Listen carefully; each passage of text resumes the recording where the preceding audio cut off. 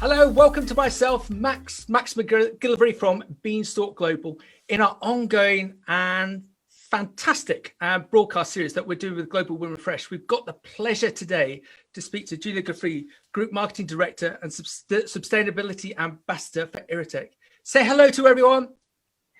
Hi everybody. Hi Max, thank you for this invitation. No problem. And let's just give a bit of an understanding to everyone about Global Women Fresh, because it's such an important group and it's making such a difference, especially with the help of yourself in Italy and also globally. So their mission is to change the status quo and leverage the talent of women in produce to close the industry's gender divide by inspiring, connecting and empowering women around the world. And crikey, their mission matters more than ever. Today's women account for 80% of purchasing decisions, but only 20% of the voices guiding decisions in the boardroom. What's more is that by 2030, we'll need the equivalent of 2 planets to feed a growing world population of 10 billion people, half of them being female. So our industry, fresh produce, has been called upon more and more to feed the world more humanely, sustainably and efficiently. And more female leadership is a critical part of that answer. So Beanstalk Global has partnered up with Global Women Fresh to create a unique monthly broadcast interview series. And this is to further promote the great work that they do to gain them more members ongoing and additional corporate sponsorship, as well as to assist them to make a long-term difference in the global fresh produce sectors. So today, with Giulia, Group Marketing Director and Sustainability Ambassador for the great Irritec business, we're going to learn some really interesting, well, fascinating things about her and also the world of drip irrigation. So where are you today? Where if I'm in sunny England today, I presume you're not in Barbados. I'm in Sicily. I'm in Sicily. But fantastic. And I have to ask you, it's a bit sunny here today. What's it like in Sicily weather-wise? No, today is windy actually, but usually it's always sunny. Excellent. So just for the purpose of the people on the podcast especially, I just want to give a bit more of a background to yourself, because I've got this fantastic short biography of yourself. So you were born in Sicily, Italy, after graduating from University of Milan with a specialization in SME Strategy and Management. You joined the Irritec family, which was founded in 1974. So really 1974, that is now among the world leaders in sustainable irrigation systems. And I really want to major on this bit in our conversation about the sustainability element of it. You started in organizational roles within the supply chain, marketing, sales areas, before becoming in 2015 Group Marketing Director and Sustainability Ambassador. In 2016, you joined you're going to have to help me with this, the Confidential Young Entrepreneurs Group as well. Environmental production, optimization of water consumption, respect for crops and the natural ecosystem are your mission and your passion. A mission and a passion that you pursue every day, both within Irritec and as a board member of the European Irrigation Association, and through collaborations with the World Bank's Water and Agriculture Department.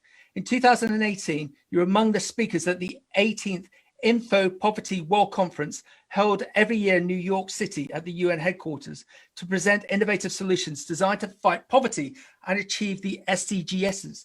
Starting from this important experience with Irritec, you've also joined the UN Global Compact Network, which has selected you as a 2020 SDG Pioneer for Italy, acknowledging your commitment and Irritec commitments to pursuing sustainable development goals, protecting the planet and people's quality of life. In 2020, on the occasion of the 17th edition of Donna Vita, you had the honor of receiving the award Donna Vita 2020 for the ability to combine work ethic and solid family traditions with technology innovation as a driving force for the entire territory and contributed to social welfare. Precisely on this occasion, you had the opportunity to confirm Irritec's commitment to ensuring equal treatment between men and women, allowing everyone to express themselves to the fullest. A commitment that has also led you to join the group Le Donatello Orafrutti, an Italian association of women in the fruit and vegetable sector. So it's like Global Women Fresh. It's the equivalent Italian of Global Women Fresh. So what are your thoughts? Do you think there's enough women in international fresh produce? Because you look at your glittering career. Are there enough women, or do you think we need more? What do you think? Well, in agribusiness, I think in Italy, 1/3 of the entrepreneur are women, actually, you know. Wow. So agribusiness is important for the women development, I think, in work. And Global Women Fresh, what is your involvement with them, please?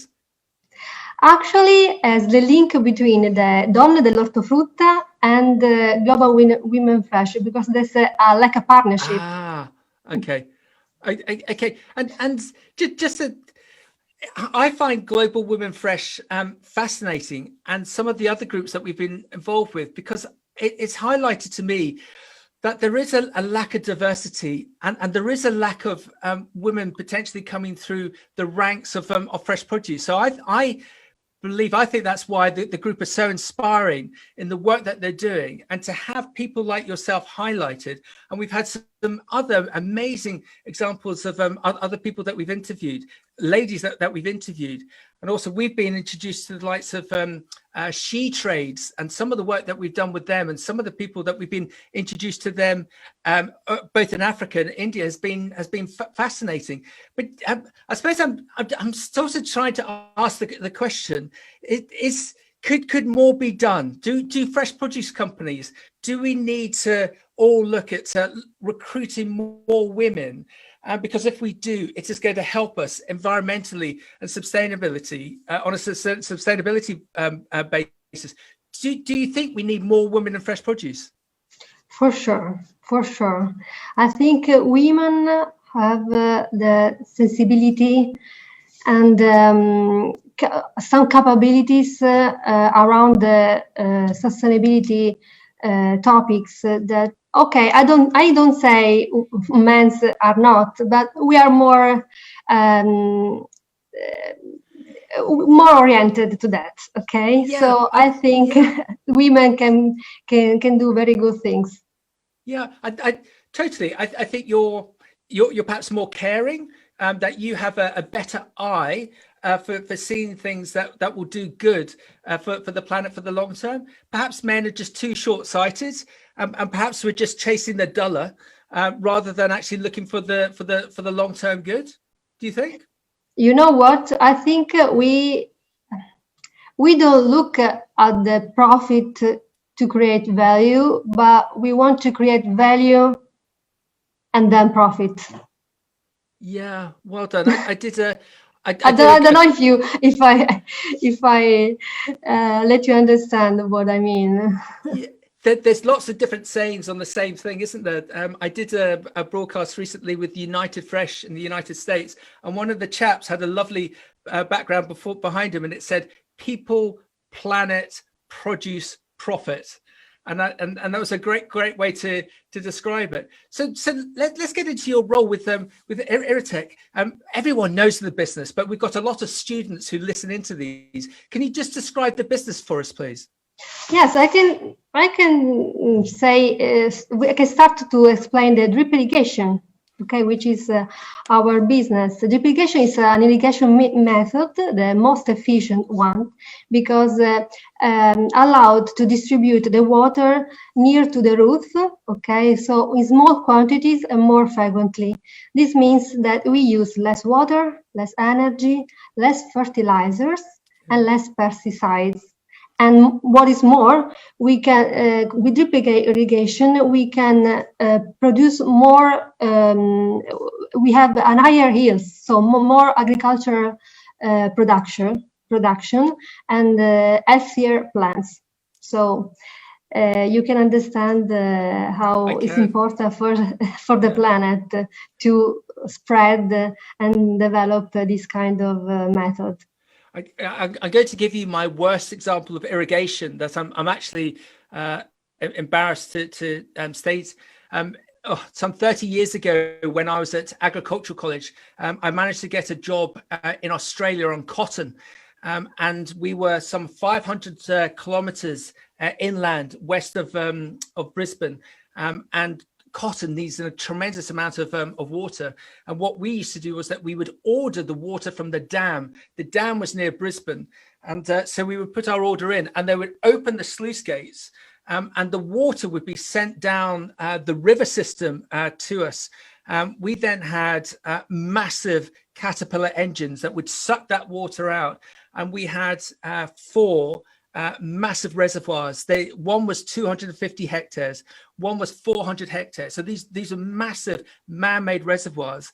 There was then a complex system of ditches, irrigation ditches, where we would flow the water, and we would then flood the cotton. Flood system, yeah. Yeah.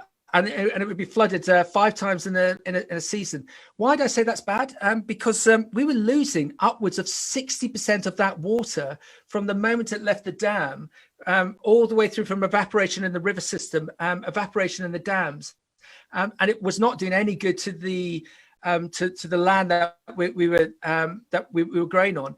And to me, the frustrating thing was that there was a smaller farm very close to us that was using drip irrigation, and this is 30 years ago, and they were pioneers of what they were doing, and so they weren't going across their land with heavy equipment. They weren't flooding the land, and their yields were sometimes 2.5 times what ours was. And when we spoke to our bosses about, well, why have we got this huge infrastructure system that's costing so much money, their view was, it's just the way we've always done it. Just have it.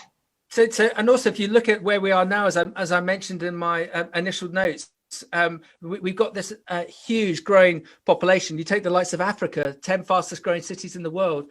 We have to feed them efficiently. And what do you always say? That if you want to grow, you need sun, people, and water is quite often one of the shortest commodities. So I love what you have in your website: feed the world more humanely, sustainably, and efficiently, encouraging female leadership now as possible. And it's what you already do within your business. So yeah. What is your reach of your business? Do you just work in Italy, or do you work globally? No, we started in Italy, but now we sell in 120 countries. Wow. And we have different branches, manufacturing and commercial branches in different countries. We are in USA, we are in Brazil, in Chile, in Mexico, in Peru. We also are in Europe, in Germany, in Spain, okay, and in Italy, of course. And in Africa, we are in Algeria and Senegal now. Okay, and the cropping, what tends to be the cropping that your system is used in? Oh well, we define ourselves like local because we need to change our method for each country. Okay. Because each country has got different kind of crops, different kinds of habits, because the farmers has got different habits. So we need to change and modify our systems for each place. So the same products, but different way to use this. Okay. Use it. Yeah. So if I was in Peru and growing avocados, you would come to me and you'd be able to advise me. If I was in California growing macadamia nuts, you'd be able to come to me and advise me. And if I was in Africa growing pineapples, you would be able to come and advise me. Is that how it works? Okay. Sure. Yeah, sure. I mean, our technician, not me, because I studied economics, but my colleagues are more expert than I, and can give you all advice. Okay. And it's so what you've created, the sustainability element of it, because water is going to be so scarce, you have this, I call it the magic dust. You have this magic dust that can create this long-term solution. So in some ways that the market is coming towards you, because we all want to be good. We all want to use less water. We all want to grow more. So you and your business, you must be in a very good spot at the moment. That's true, because we offer sustainability. It's the value of our company is this. We want to create a good model for sustainable agriculture. We always been in with this focus, but also we take care of how do we produce our products. Because we are a manufacturing company, so we take care of the energy we use,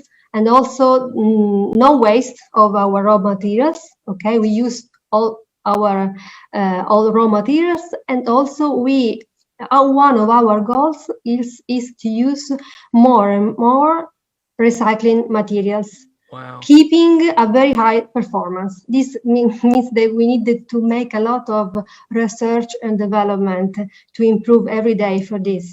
But it's very important. Wow. So the products. So if I was that grower in Peru, if I was buying your products and a large percentage of the product was used by recycled material in our circular economy, that's amazing. That's fantastic.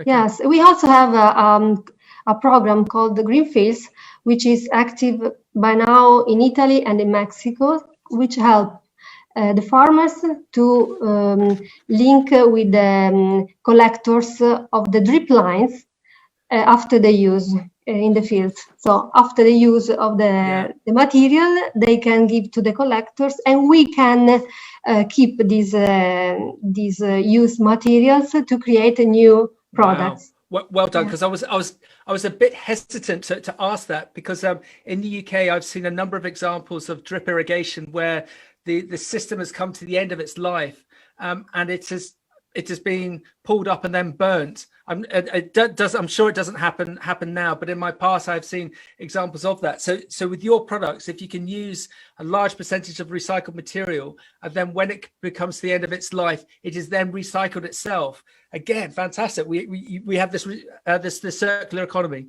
Yeah, by now we use about 22% of recycling material, but our goal is to improve even more. Between 2019 and 2018, we had an improvement of 6%. Wow. Okay, so that's only going to go up. So that's fantastic. And your product itself, are you finding that that farmers are looking to adopt drip irrigation, or is there still resistance from some farmers? No. Okay, depends, of course, of the countries.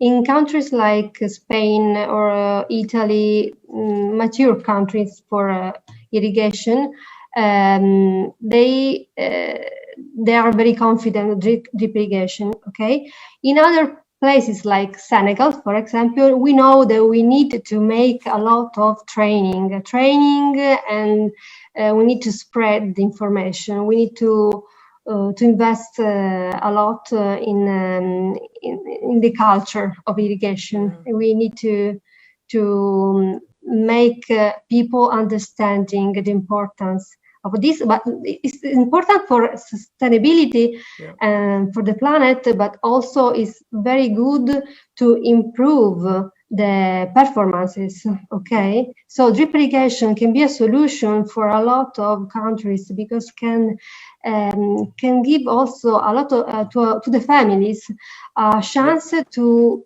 make the agriculture the source of income for self-sufficiency, and it became their job. Yep. And I'm just going to come on to this family element, because that's so important, just so I can get an understanding. I'm learning so much from this with your technology, as well as the likes of avocados. Could drip irrigation be used on the likes of, say, spring onions and radishes, or is that too short a growth cycle for drip irrigation? No, you can use drip irrigation for any kind of crop. Thank you. Okay. But you have different kind of drip irrigation. Okay, we have different kind of drip lines. You know, the drip lines is the pipe with inside some meters called drippers. Okay, but you have the thin wall and thick wall drip lines. You have the pipe with the online drippers or inside drippers. I can talk for hours to tell you all the different kind of. So depends of depends of the soil, the water, the kind of water, the weather. You need to make a different projects for irrigation system for each kind of condition. Well said. I've been very lucky to have traveled to Senegal and seen an amazing business, West Africa Farms, and they grow spring onions and radishes there, and they use pivot irrigation.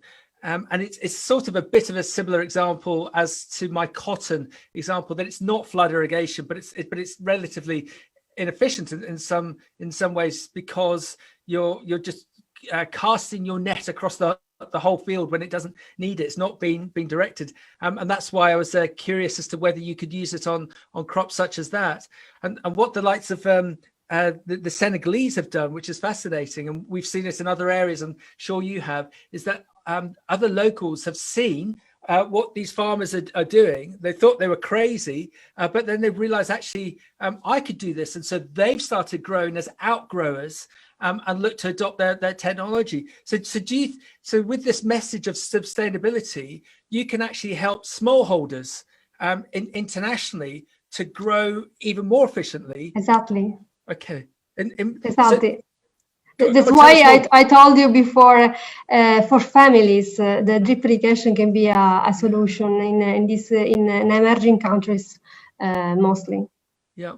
So could you see there's going to be more of a revolution that in some of the other broadcasts that we've done, like I mentioned with she trades, that they're desperately trying to encourage women to get involved on the growing aspects of it, and they're looking to give them as much support as possible. And what we learned with those broadcasts was that concentrate on the growing and find a trusted partner to then sell your produce. Try not to use a middleman because they would just take profit from you. That there are hopefully trusted partners that you can source from the likes of she trades, but you must concentrate on the growing aspects of it. So you're happy to work with larger companies as well as smaller families on a global basis to help them grow as well? But about the women, I can tell you that in emerging countries like in Africa, 60% of workforce is composed of women. Okay. Yep.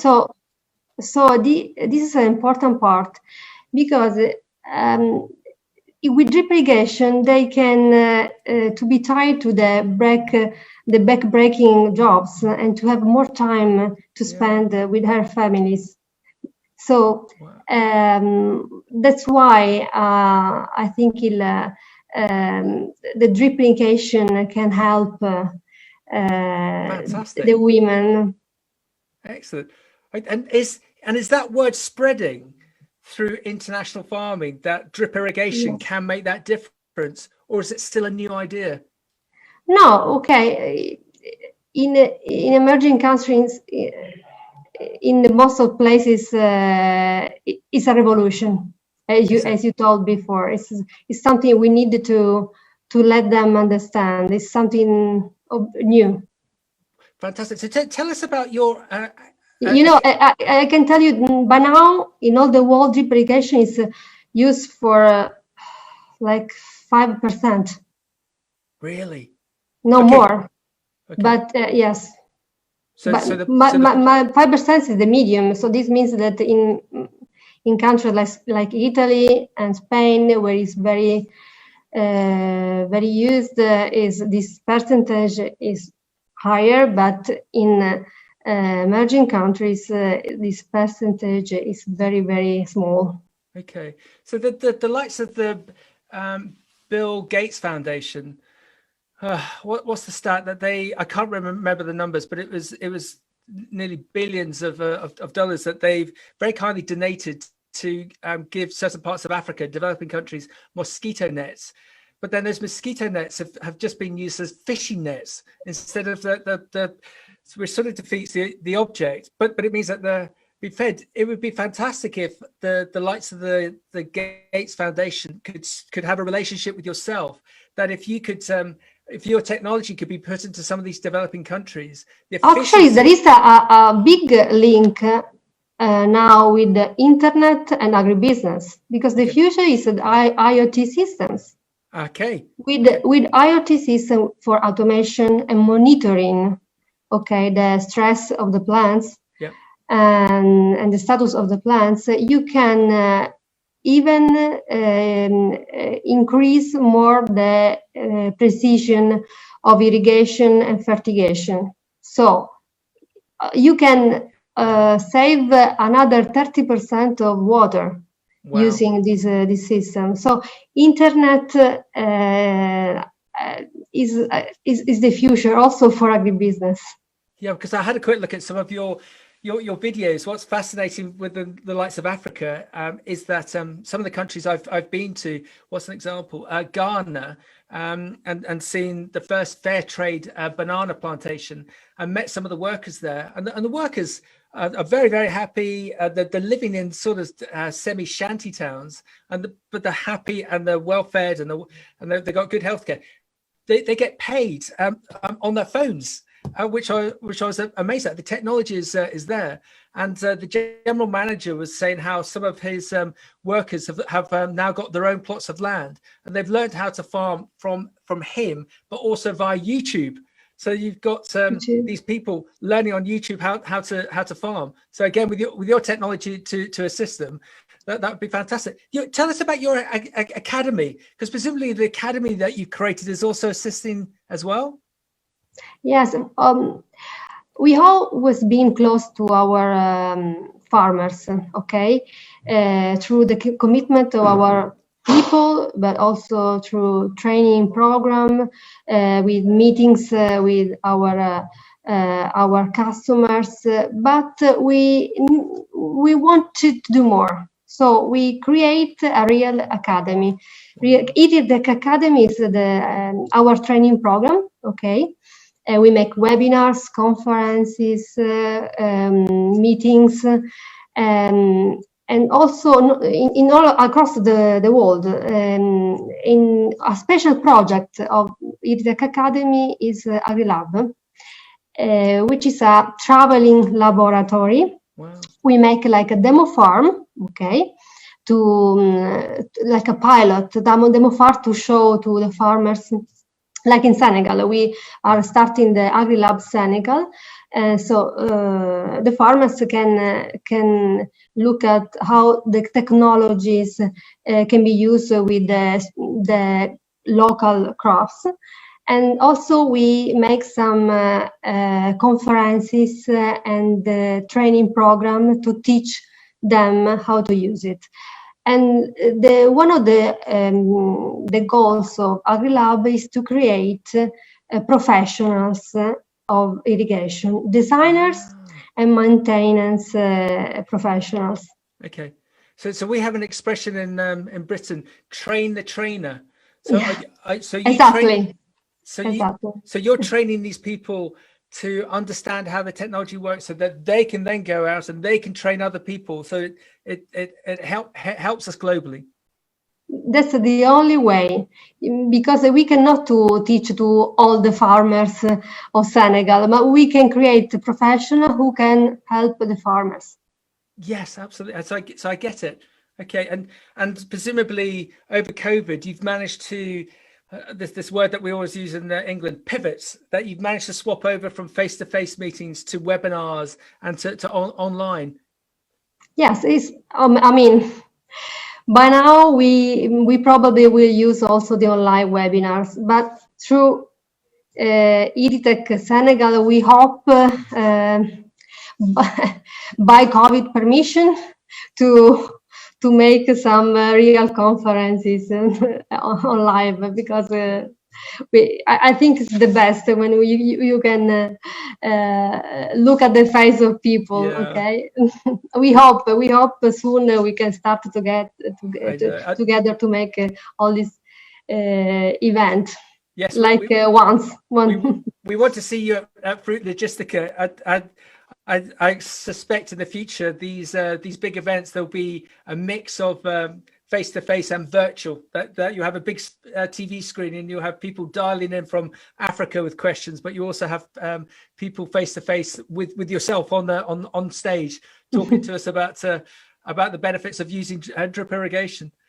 So you've recently been awarded the 2020 SGD Italy Pioneer by Global Compact Network, and I think it's amazing because it is such a recognition of your personal commitment to you and to your business pursuing the 2030 agenda, and especially this sort of hidden factor of efficient management of water resources. What inspired you and Irritec to go down this route? Because you could have just been a dirty, grubby engineering company, but you're actually creating something that's amazing on a global basis. What is it about you and Irritec that you're making this difference? What is it about you and the business that's so different? Okay.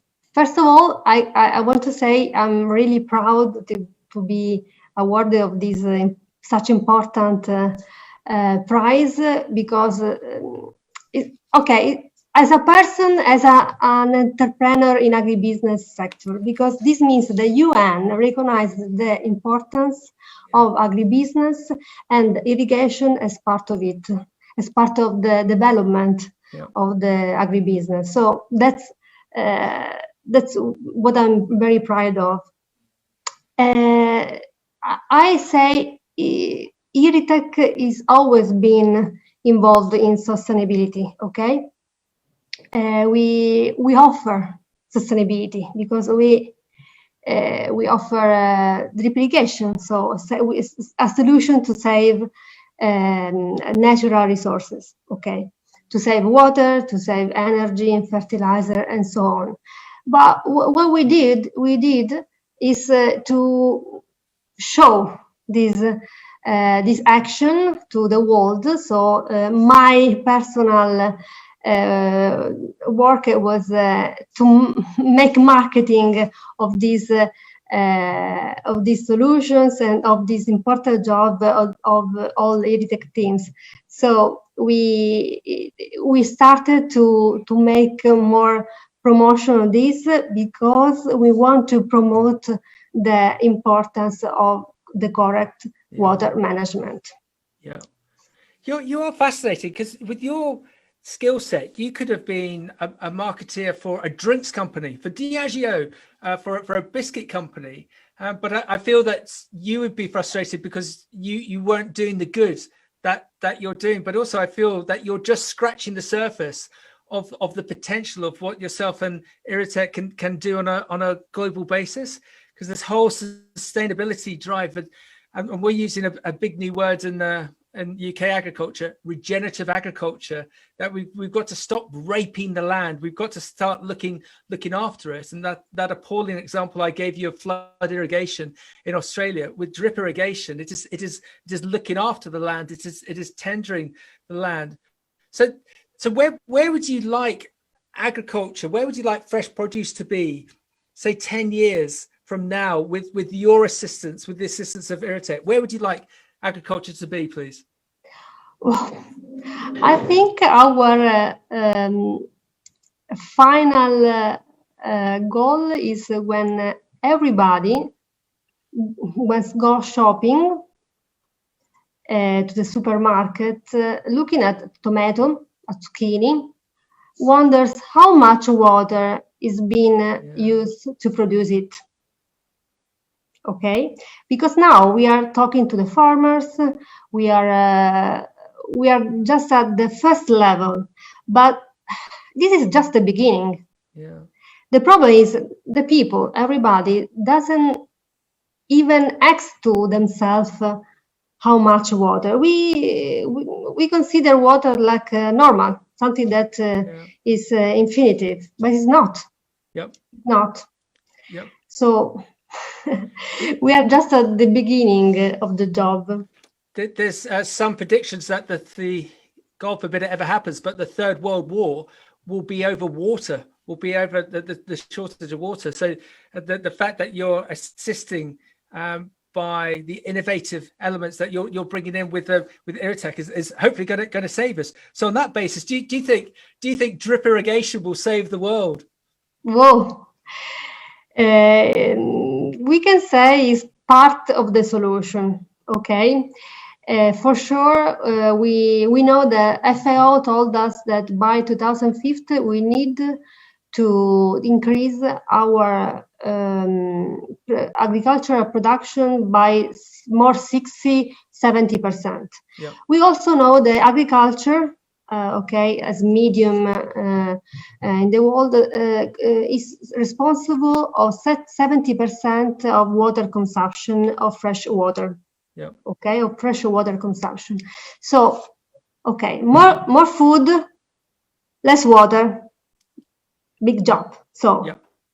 drip irrigation is part of the solution.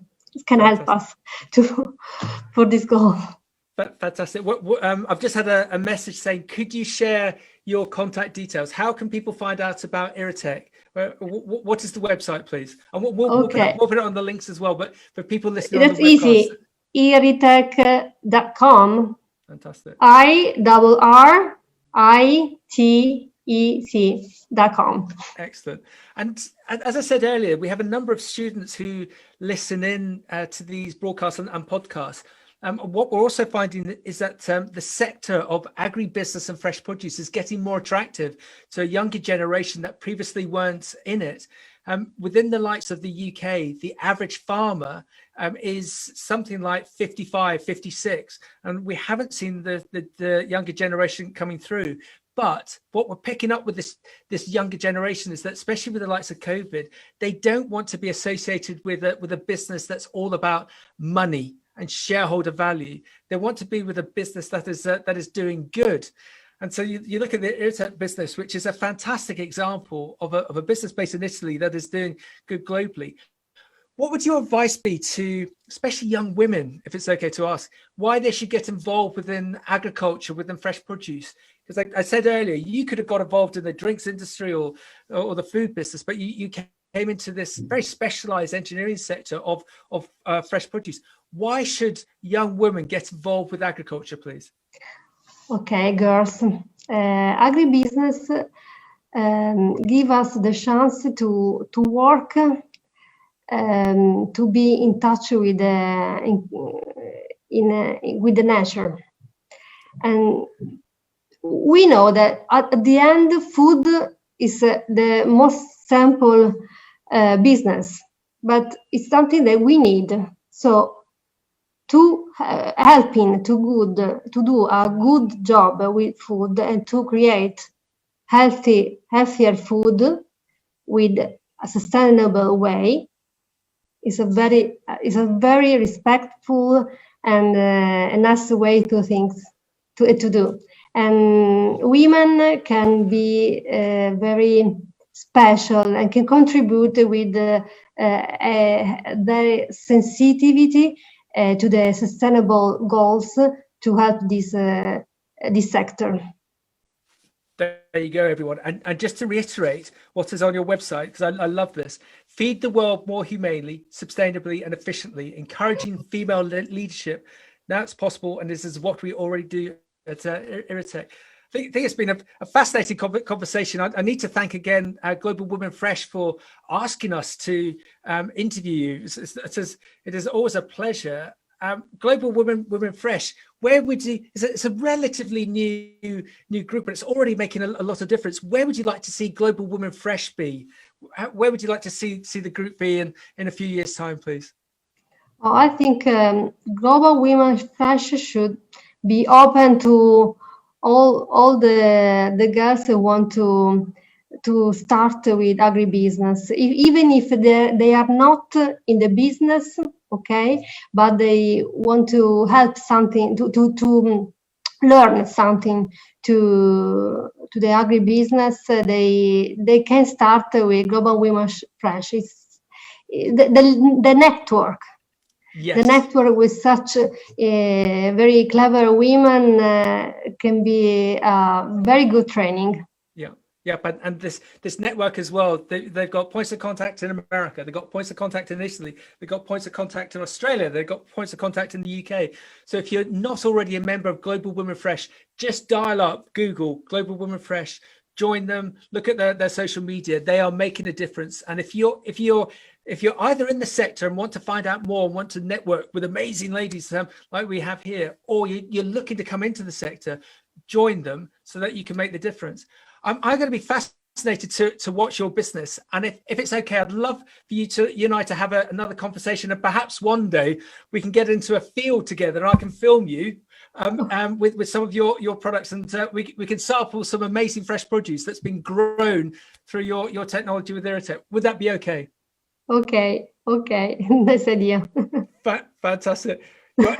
You've been a star. You're one of the people that we'll watch out for. You look after yourself, and hopefully we'll see you in person very, very soon. Bye everybody. Bye. Keep safe. Bye. Thank you very much. Bye. Bye. Bye.